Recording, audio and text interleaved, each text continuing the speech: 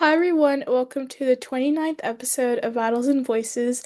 I'm Lathika and I'm the founder and host. And I'm Camden, and I'm the co-host.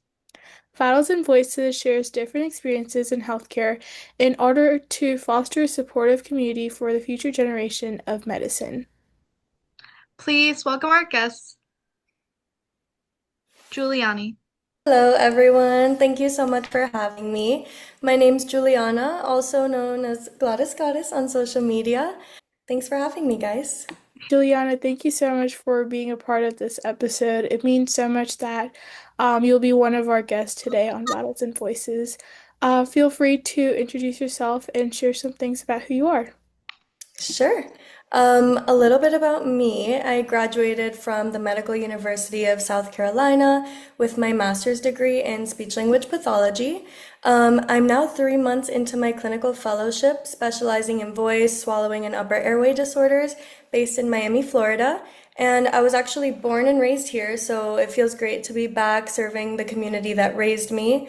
It's such a culturally diverse city, so growing up in a Spanish Portuguese household, I feel like really prepared me to connect with the patients that I see every day. That's amazing to hear, and I love that you went back to your hometown per se. And can you tell us a little bit about what inspired you to go into healthcare and what you're doing currently? Yeah. So I feel like I've always known that whatever I ended up doing in life, I wanted it to be centered around helping people. I didn't always know exactly what that would look like, but somehow I ended up in a place that just feels meant for me. What ultimately I feel like inspired me to do the work I'm doing now is probably my connection to music. Like I said, I specialize in voice. I grew up singing, doing musical theater, and I've been playing piano for as long as I can remember. So my voice was and still is such an important part of who I am. I feel like being able to help other people rehabilitate their voice, something that for many people is deeply tied to who they are, feels really meaningful. And then obviously apart from working with voice, I work a lot with people with difficulty swallowing or dysphagia. And I had a great opportunity during grad school to work at a level 1 trauma hospital for my externship. And I was exposed to so many new diagnoses and focused a lot on dysphagia. So it really grew my empathy working with patients who all of a sudden couldn't enjoy just even a simple act of sharing a meal with a loved one. It really pulled me more into this direction. And now I just feel so grateful that I get to play even a small role in someone's recovery, whether it's their voice, swallowing, or even language and cognition. I still do some of that too. That's wonderful. So how do you think your bilingual upbringing in Portuguese and Spanish shaped the way that you communicate with your patients on a daily basis? Good questions. So my parents actually both immigrated to the US as young adults, so experiencing those different cultures firsthand showed me how much culture shapes identity, perspective, and also communication. Living in Miami, more than half of my patients are Spanish speaking, and growing up being able, speaking Spanish in the house and Portuguese, I feel like really allows me to connect with them. And it's not just about the language, but also about understanding the culture and kind of just the small little things about it. I feel like that's made me really appreciate connecting with my patients and meeting them where they're at. And also, I feel like it makes therapy feel more personal. I love that, and I'm glad that you're able to connect with your patients in such a diverse way as well. Now, I know we talked about this earlier, your level 1 trauma hospital externship. Um, Was there a specific moment during your that externship that changed the way that you view your work? Hmm. I can't really think of one specific moment, but just working in an acute care setting really puts you right in the middle of these life-changing situations and shows you how quick things can change. I was able to see the impact of this work not just on my patients, but on their family, on their loved ones. And so being there in the moment, really being there right at the beginning of their rehab journey, seeing how much even the small improvements can mean really put things in perspective for me. And working in a setting like this really just grew my empathy and just reminded me why this work matters. I definitely agree. So I know we talked about this in the beginning, about how singing and musical theater influenced your approach to voice therapy. But was there any like specific moment where you really think it really influenced you and your career right now? So, since I just grew up doing all that, I always just dreamt of doing something kind of related to it. When I was younger, I never knew it would end up meaning doing what I do now, but I feel like growing up, performing was just always kind of an outlet for me. And honestly, as I got older, I kind of drifted away from it. And now I mostly play piano and sing kind of just for myself, for my own little outlet for fun.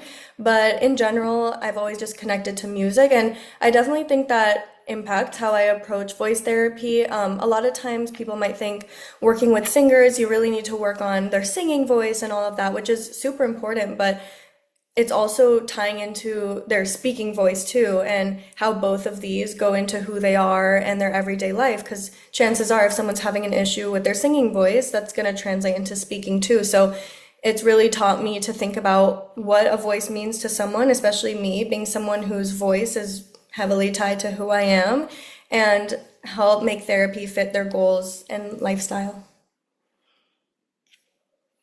I just know that you're doing fabulous work. I've never dived deep into this field, but the way that you're explaining everything, I love it.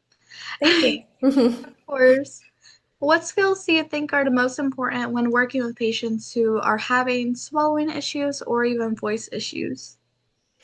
So not even just voice and swallowing issues, just really working with any patient in general, but I feel like it's just so much more than having the clinical skills because genuinely you can teach, how to do something to anyone and anyone can learn that. So I feel like the critical thinking is so important. It's not just about, oh, I'm recommending this because it's safe, but it's also about really understanding why, like why am I doing this and how, and going so much more into it than just, oh, I just feel like this, is the safest option.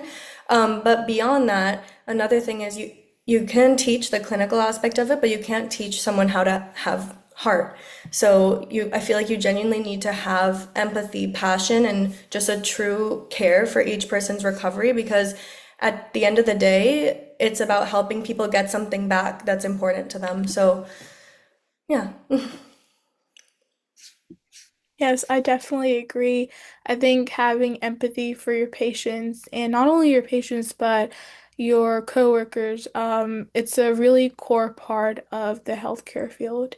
Yeah. So I know we talked a lot about your work and your career, but we wanted to ask you if you had any stress relieving techniques that you use when you aren't having the best day, or even if you have a hard time at work.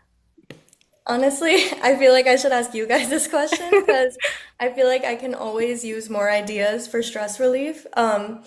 I feel like outside of work, I like to work out, I go for walks, kind of just my own outlets, play piano, sing, but I also listen to these meditations on this app I have called Insight Timer, not sponsored. But also a lot of managing stress happens during work too. So when a tough moment comes up, I'll try and check in with myself and really just remember my why and why I do this work in the first place. And then focusing on that helps me stay present for my patient and keep going even on hard days.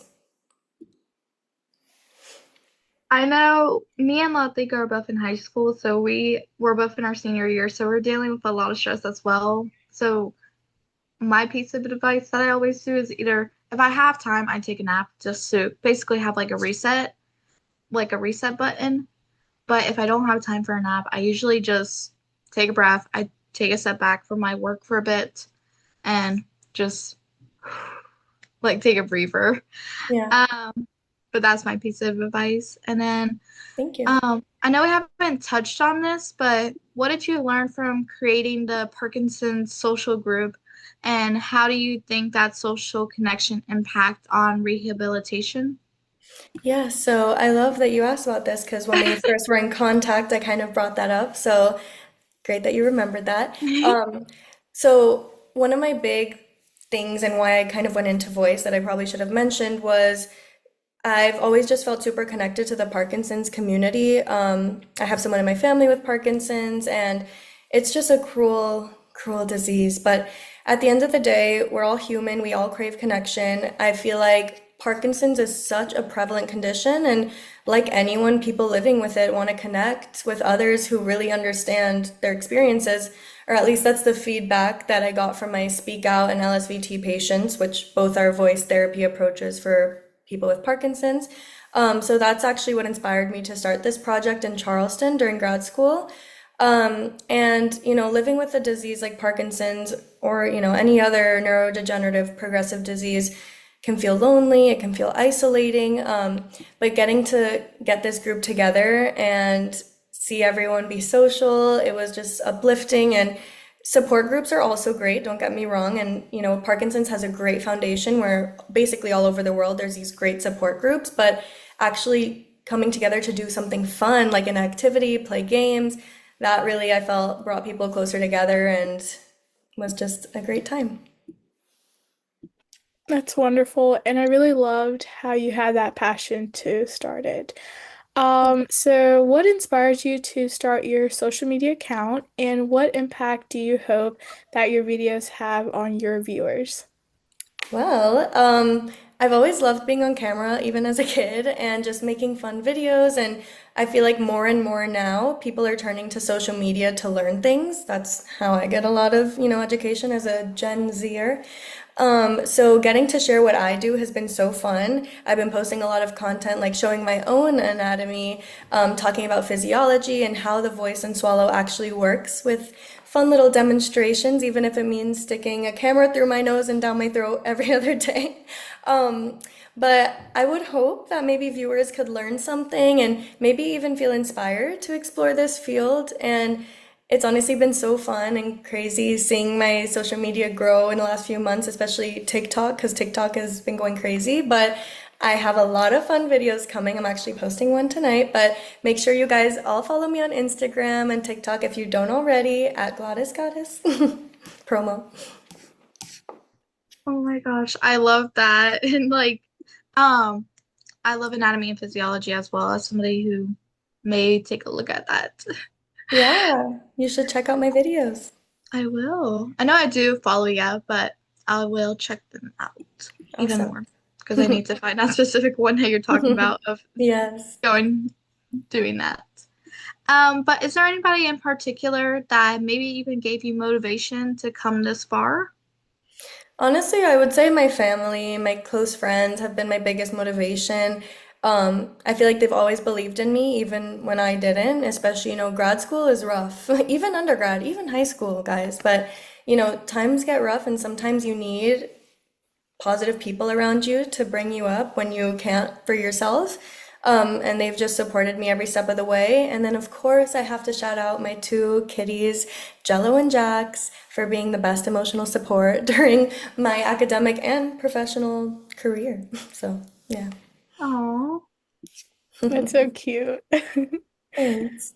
And our last question for you is, do you have any advice to give to any of our listeners that may be listening right now, that are hoping to enter the same line of work? Yeah, I would say my biggest advice, it sounds cliche, but it is true. Just follow your passion, really surround yourself with people who want to see you succeed and are happy for you and lift you up. My biggest thing, it's like a blessing and a curse, but I just refuse to take no for an answer. I mean, to an extent, but you can't let that stop you. And at the end, what's meant for you will always happen. So yeah, if anyone listening to this has any questions specifically about this field or speech pathology in general, because there's so many different little niches to go into, feel free to reach out to me on social media. But yeah, these questions have been great, and I really appreciate you guys for having me on here. well, thank you so much for sharing your experience from your childhood to the present now, even. Yeah, of course. Definitely, it's been extremely inspiring to hear about your growth and the impact that you've created already. Thanks. And to everyone tuning in, thank you so much for joining us on today's episode of Vitals and Voicement. Your engagement and loyalty means the world to us. If you enjoy this conversation, then be sure to follow, share, and stay tuned for more episodes on Battles and Voices. We'll see you next time.